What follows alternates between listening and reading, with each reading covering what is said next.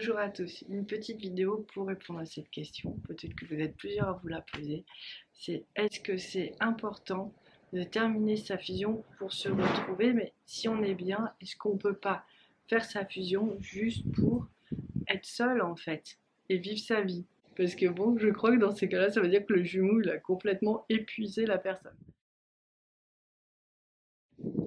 Bon, dans un premier temps, je vous dirais reposez-vous, reprenez-vous, refaites vraiment, ralignez-vous sur vous et sur votre féminin divin parce que souvent ça donne vraiment une force et c'est vrai que c'est important pour aller jusqu'au bout en fait, tout simplement parce que la fin elle est assez compliquée, hein, faut le dire, hein.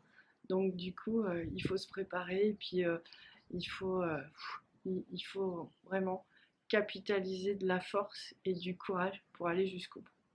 Donc c'est vrai que certains vont se sentir bien, vont se sentir épanouis, ils ne ressentent même plus le manque de l'autre parfois. C'est comme ça. Et on me dit, mais est-ce que je peux pas continuer à vivre ma vie comme ça? Moi, j'ai envie de répondre que ça va être compliqué parce que, en fait, si tout est bien en harmonie, si vous avez tout nettoyé et que vous êtes bien, c'est qu'il y a un moment où vous allez accueillir encore de plus en plus de lumière. C'est vraiment très fort ce qui se passe dans les transformations de l'aura de la flamme. Donc vous allez accueillir tellement de lumière que toute seule à la portée, ça va être compliqué. Et c'est en ça que on a vraiment un chemin d'éveil en couple et en famille pour nous aider en fait à stabiliser. Les deux vont pouvoir faire une structure en fait, à deux, à trois. Ça fait comme des pieds, des trépieds, des pieds de meubles.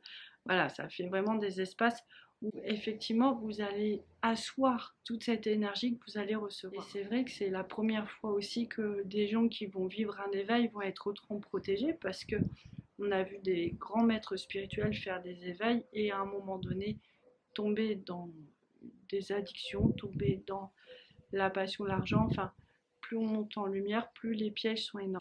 En étant complètement à deux et fusionné, donc je vous dis aussi avec la famille, si vous avez des enfants ou si vous allez avoir des enfants, en fait, ça fait vraiment un cocon, un îlot, une force assez incroyable qui repousse toutes les énergies négatives pour tout le temps.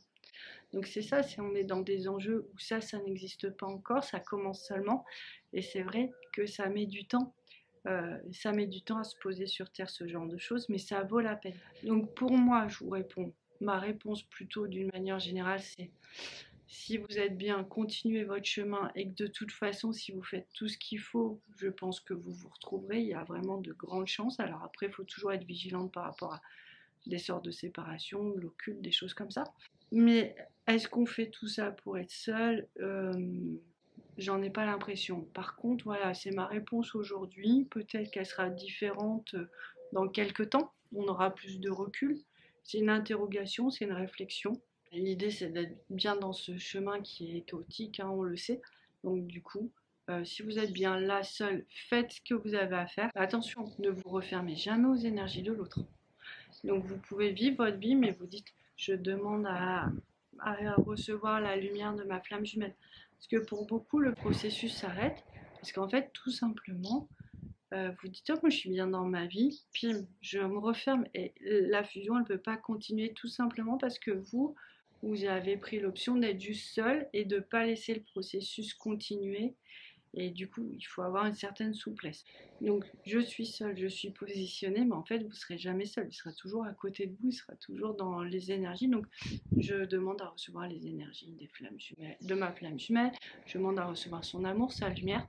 Il y a une petite phrase comme ça pour vous permettre de complètement stabiliser et puis terminer le processus jusqu'au bout, quoi. Donc voilà, je vous ai tout dit. Et du coup, aussi pour ceux qui se posent la question, parce que je l'entends déjà, tchic, tchic, qui est bah oui, d'accord, alors je suis toute seule parce qu'il est trop chargé. Bah, c'est vraiment ce que je vous disais, c'est que quand vous atteignez un certain point de lumière, en fait, tout ce qui est négatif va partir. Et je ne vois pas pourquoi on ne se retrouverait pas, puisque c'est quand même un des buts, voire le but. Bon, pareil, on met des guillemets, on voit ce qui se passe parce que c'est encore très embryonnaire. Mais en général, pour ma guidance, ne me trompe pas souvent. Pas du tout.